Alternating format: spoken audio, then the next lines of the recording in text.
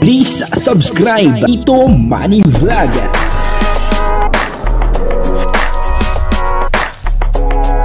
Payagan po si Tito Manny Vlog na mag-reactor para pambiling gamot sa kanya pong karamdaman. Wala man siyang records ng ng awayan. Kalingap Dan may mensahe sa mga buzzer ni Joy Diwata. Kasi muli na naman binabas itong si Joy Diwata, At pinagtatanggol po siya ni Kalingap Dan, ni Superman.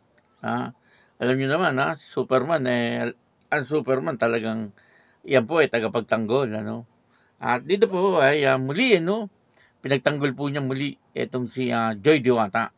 Papanoorin po natin yung video at syempre bibigyan po natin ng konti reaction. Pero bago po yan, ako muna po yung bumabati sa inyong lahat ng magandang umaga, magandang tanghali, at magandang gabi sa inyong lahat mga kapatid. Saan man kayo ng panig ng mundo naroon ngayon, ay mag-iingat kayo palagi at pagpalain kayo ng ating Panginoon. Maraming salamat din po sa patuloy na tumatangkilik sa aking YouTube channel at nanonood sa aking video reaction. Patuloy lang po natin suportahan sila Kuya Bal Santos Matubang, Kalingap Rab, Ate Edna Vlog, Jack Tapia, Kalingap Dan, at syempre yung mga kasamahan po natin sa Karepa. At yun din po yung mga charity vlogger na Kalingap Partner. Ito po yung video, na kung saan ay muli pinagtanggol ni Kalingap Dan, itong si Joy Diwata sa mga buzzer, Kaya nga po ang tawag kay Kalingap Dan ay Superman, sapagkat siya po ay tagapagtanggol ni Joy Diwata. Ang kabuuan po ng video ito ay mapapanood po natin sa YouTube channel ni Kuya Neil. Panoorin po natin yung video at siyempre supportahan po natin si Kuya Neil. Ako bro, involving dun sa sa overnight natin din. Kasi may mangilan-ngilan kasi na mga parang nagbabash kay Joy ngayon. Kasi naungkat na naman nila yung si Joy daw, may relasyon daw sila ni Jomar.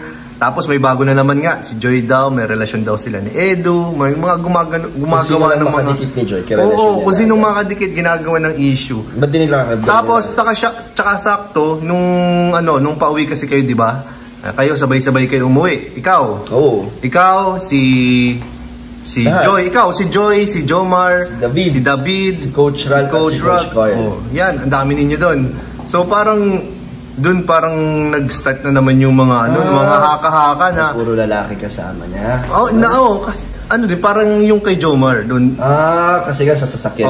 Kasi sakyan daw ni Jomar yung sinakyan. Pero ang dami ninyo doon. Anong masasabi mo doon sa mga nagpapakalat ng mga fake news? Fake news na gano'n. Bakit hindi nila isipin na magrelasyon kami, Joy? Kasi magkadikit kami. Oo nga. Diba? Oo nga. Yung mga nagsasabing magkarelasyon sa iba, lagi nang pag may tayo sa magkadikit kami, hindi isipin din nila magkarelasyon kami. Ay, grabe naman yan. Diba, gano'n na lang. Mas maganda yun, bro. Yun na lang. Para di sila mainis, di sila ma-stress, kami na lang isipan nila. Galing mo naman. So yun isipin nyo na lang po na ganyan na sa mga nag-iisip po ng gano'n. Oo nga, di ba? Isipin nyo na lang gano'n na lang kay Kalingap Dan, kay Joy. Sila na isipan ninyo na magkarelasyon. Sige bro, tuloy.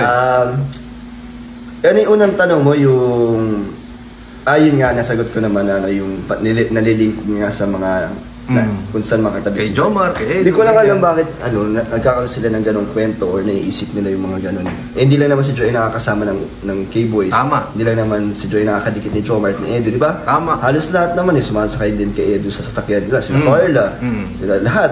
Sa kotse ko din naman, nakakasakay din naman sila Beyonce, si Carla.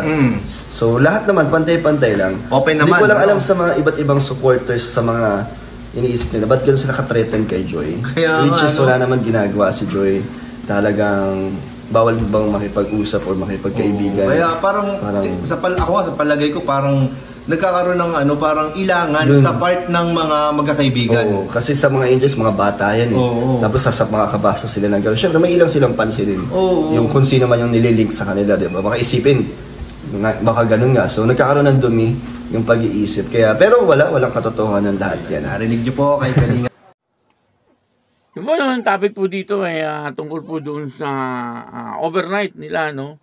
At nung pag-uwi, nung pag-uwi po, nagkaroon ng issue. Binigyan po ng kwento ng mga basher. Grabe po talaga yung mga basher na ito, no? Grabe po ang radar nila, no? Talagang hindi po sila tumitigil sa kababas kay Joy Diwata. Kawawa naman yung bata. Walang kaalam-alam, binabas na po siya, no, ng mga basher. Palibasa hindi ito kumikibo si Joy Diwata kapag binabas, kaya kumbaga larga lang sila ng larga. Buti na lang nandiyan po si Kalingap Dan upang ipagtanggol itong si Joy Diwata. At ang binigyan po nila ng kahulugan dito ay yung paghahatid ni Kuya Jomar kay Joy Diwata. Ibig ko sabihin ay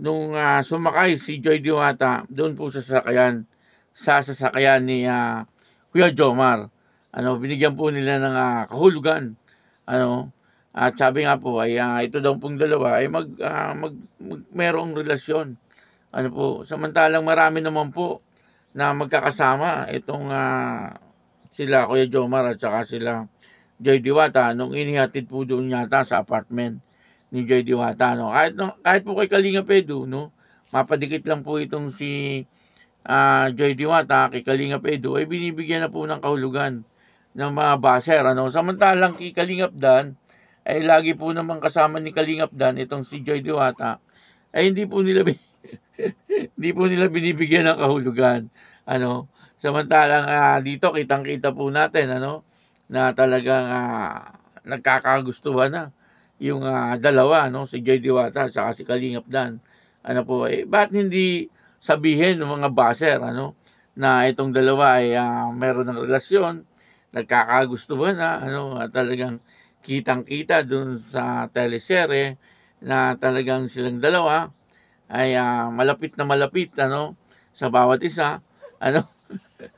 Yun naman po ang gusto niya ni Kalingap Dan. Bakit hindi daw po sila ang inyong ibas at bigyan ng issue itong si Joy Diwata at saka si Kalingap Dan. Tama nga naman kasi lagi naman po talaga silang magkasama ni Joy Diwata. Ba't hindi nyo ibasa sabihin nyo nagmamahalan na itong dalawa, sabihin nyo gano'n, talaga naman itong mga basher na ito, at gumagawa lang talaga ng kwento upang sa gano'n ay maging magulo ang buhay ni Joy Diwata. Hindi po sila tumitigil hanggang hindi nila nakikitang umiiyak si Joy Diwata, Medyo matitindi din itong mga basher na to Pero ilan lang po yung mga yan. Yan po mga gumagawa ng kwento tungkol kay Joy Diwata.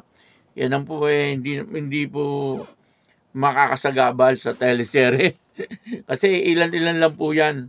At alam naman po ng mga tao na mga sinasabi ng mga basher na ito ay nonsense, at talagang hindi po kailangang entertain itong mga sinasabi ng mga basher na ito na talagang walang kakwenta-kwenta at sa tingin ko walang mga utak. Ang sabi po rito si Andy Kayakap, di ba? Lagi pong nakakasabay ni Joy Diwata, inihahatid pa ni Andy Kayakap itong si Joy Diwata sa apartment. Yan baka sabihin nyo may relasyon din yung dalawa. Baka bigyan nyo rin ng kahulugan yan. Talagang naman itong mga basher na ito. Totoo naman na itong si Joy Diwata at napakabait. At yun na, yung pong paghahatid ni Andy Kayakap kay Joy Diwata, yun naman po ay bilang isang mag-ama. Ganun po yun. Baka sabihin ng mga basher kung ano na naman, kayong mga basher kayo, tumigil-tigil na kayo sa inyong kalokohan at talagang wala namang kaalam-alam itong si Joy Diwata, binabanat-banatan nyo. Buti na lang, nandiyan si Kalingap Dan, na laging handang ipagtanggol etong si Joy Diwata. Sabi nga po ni Kalingap Dan, wala naman daw pong katotohanan yung mga issue na yun, ano? At puro paninira lang kay Joy Diwata, no? Talagang sinisira po nila ang magandang image ni Joy Diwata, no? Kasi napakabait na tao, ano po, at maganda at matalino, ano po, mapagmahal sa pamilya. Kumbaga ay talagang sila po ay inggit na inggit, ano. Kumbaga tumutulo po ang laway sa kainggitan, ano po. Kaya kung ano-ano na lang po ang sinasabi, ano. Parang yung ano yung bang-aw sa Batangas, yung bang-aw, ano po, yung bang-aw ay yun po ay isang asong ulul na tumutulo yung laway. At siguro itong mga basher na ito ay ganoon, ano, na talagang kapag nakikita nila si Joy Diwata, ay tumutulo yung laway nila sa kagandahan ni Joy Diwata. Ano, kaya sila ay inggit na inggit. Sobrang inggit nila kay Joy Diwata. Ano po. Kaya yun, ano, dito po ay talagang nagsalita po si Kalingap Dan at talagang ipinagtanggol po niya itong si Joy Diwata. Kaya maraming salamat po sa inyong lahat. At ako po si Tito Manny Vlog na nagsasabing God bless you all. Diyos mabalos.